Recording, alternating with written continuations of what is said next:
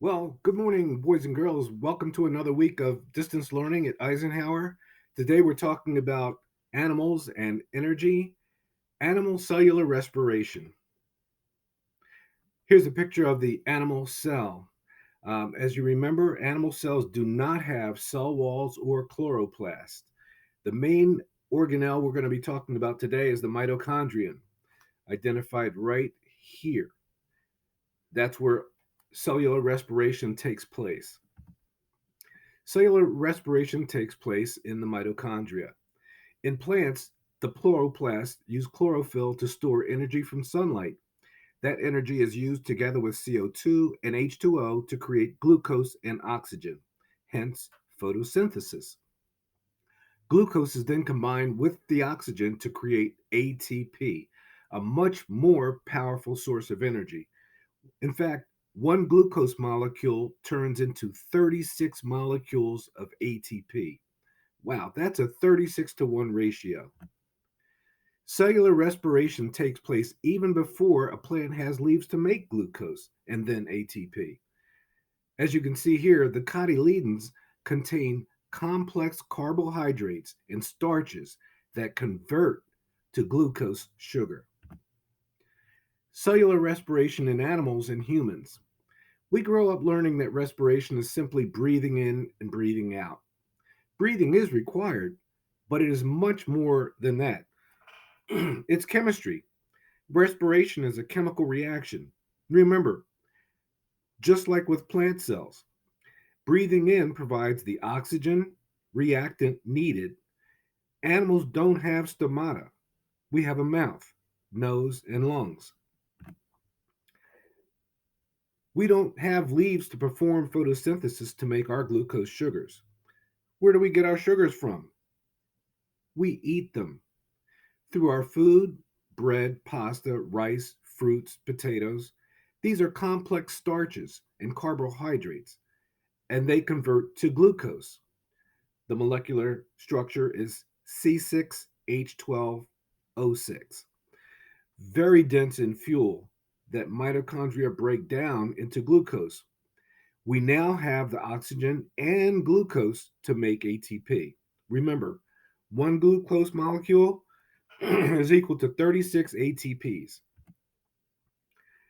The end products of the respiration chemical reaction are a lot of ATP, a lot of ATP.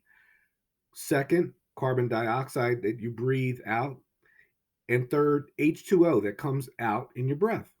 Here's an experiment. Go breathe on a mirror, a glass, a window, or your eyeglasses. Do you see fog? That is the H2O product of the respiration reaction that makes the ATP energy to keep you active. Cellular respiration in animals and humans. So you see, respiration is not the act of breathing, it describes the process of how plants and animals get the reactants required for the chemical reaction of respiration. Plants make glucose, photosynthesis. Animals eat food containing glucose, combined with oxygen, and now we're ready for respiration. Whether it's plants or animals, respiration takes place in the mighty mitochondria. Partners for life.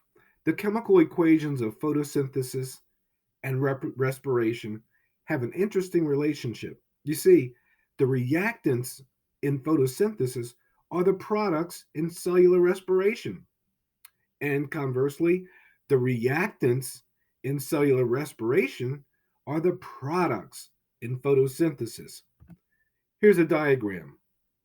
As you can see on the top, photosynthesis starts off with, that means the reactants, starts off with CO2 and H2O. But it ends up with glucose and oxygen, O2. Whereas in respiration, which takes place in plants and animals, it starts off with the reactants being glucose and O2, and the products are CO2 and H2O. It's a crisscross relationship. You can see it right here to here, and from here to here. It's a crisscross relationship.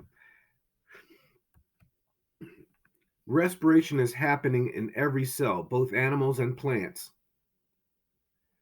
With plants, they have to go through the extra step of photosynthesis.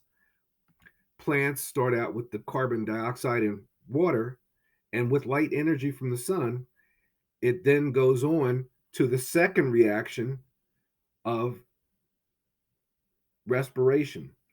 It converts that glucose, it creates that glucose and it converts it with oxygen into carbon dioxide, water, and ATP. So plants have to go through this stage, and that stage to make ATP, whereas animals only have to go through two stages of chemical reactions, this stage and then this stage.